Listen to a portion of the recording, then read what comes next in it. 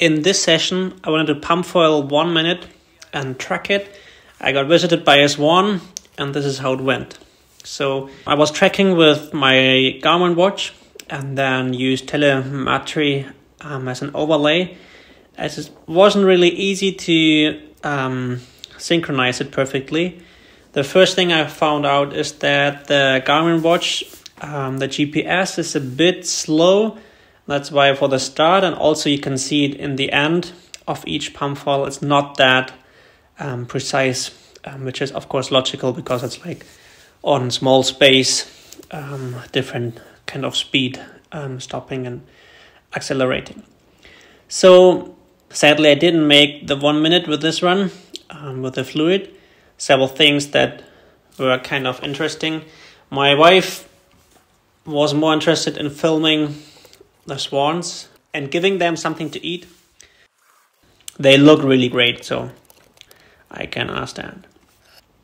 So this was my second run.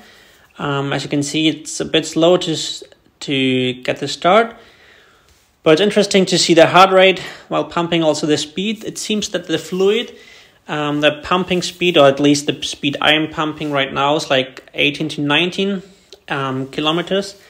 And interestingly, over time I get exhausted and then lose a bit of speed. And later we will analyze like the stats. It looks like the fluid is not able to lift or to really pump below like 15 kilometers. So here's some more view of the swans. I also noticed, since I'm pumping very fast, 19 kilometers are not very slow, it takes a lot of energy, so I'm really out of breath after like 40-50 seconds. So I need to be more efficient with the fluid. I think I need to be more efficient with pumping. I pump very fast, but maybe try to use the whole pumping cycle much stronger. I think I only use the small part of it. That's why I'm pumping on a high frequency, which costs a lot of energy. So looking at the stats, I went Pumpfoiling on February 17, and there you can see like where you're usually going. That was the session 63, was going mainly in circles. And interesting thing is, it only counts like kind of a few waves. It's in the mode of surfing, so I think it needs like a certain speed, because it tracks like, I tried like more than only the 6 times it says here. Then, which is interesting, you can see here the time over distance, and if you zoom in, you can now see like kind of the top speeds that I got.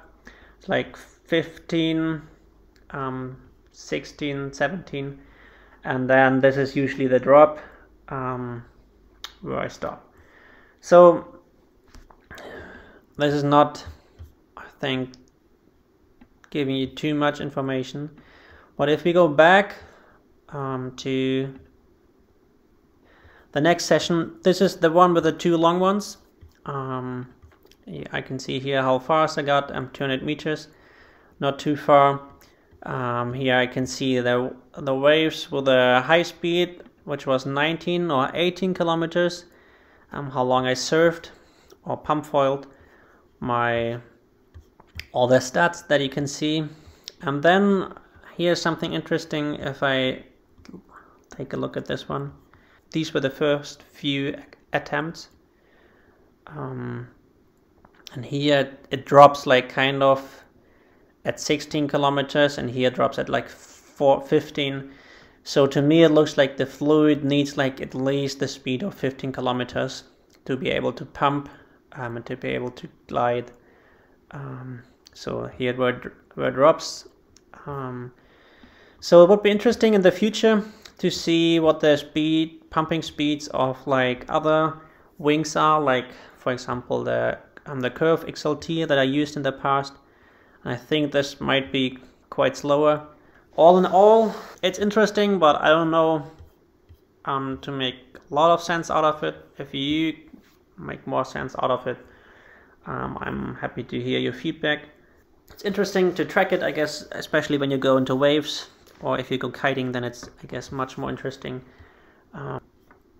But you can see like the different pumping speeds. And then the telemetry thing is like, it's nice, but it's a bit complicated to sync, and it costs like a bit. It's not like the best. The problem is that I have many video files, but only one file from the Garmin watch. So you always have to find the right spot from tracking of the Garmin watch, where you are, on which video you have to take. So that is a lot of pain to synchronize. But if you use a GoPro with GPS, then it's much easier. Unfortunately, the Insta360 doesn't have GPS, so that's a bit annoying. So that was kind of my analyzing and what I got out of it. It's not too much, but I guess it gives you a bit more information about what speed does the fluid need to glide, and to see where you make mistakes. From looking at my videos as well, I noticed that my angle is quite high, so I guess I need to lower my angle while pumping a bit. This should be more efficient, I think, and use more of the energy.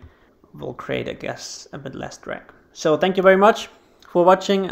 I would be glad about your feedback, your comments, your thoughts. Thank you for your likes, and have a great day. May the foil be with you.